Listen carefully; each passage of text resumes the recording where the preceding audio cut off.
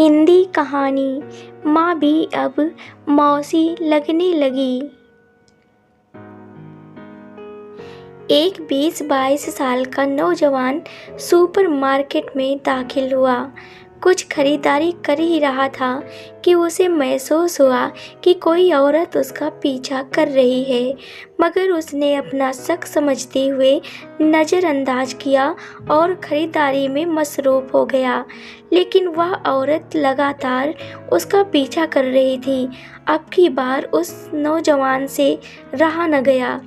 वह अचानक उस औरत की तरफ मुड़ा और पूछा, माँ जी खैरियत है? औरत बोली, बेटा आपकी शक्ल मेरे मरहूम बेटे से बहुत ज़्यादा मिलती जुलती है।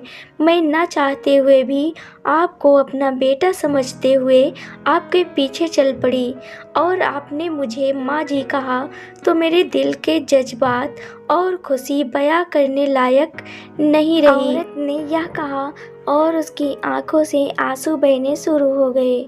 नौजवान कहता है, कोई बात नहीं माँ जी, आप मुझे अपना बेटा ही समझें।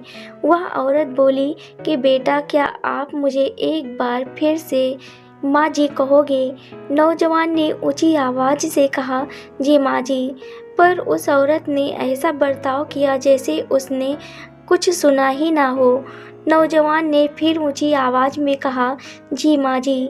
औरत ने सुना और नौजवान के दोनों हाथ पकड़कर चूमे, अपनी आंखों से लगाए और रोते हुए वहां से रुखसत हो गई।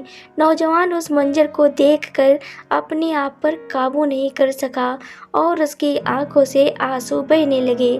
वह अपनी खरीदारी पूरी करे बगैर ही वापस चल दिया। काउंटर पर पहुंचा तो कैशियर ने 10,000 का बिल थमा दिया।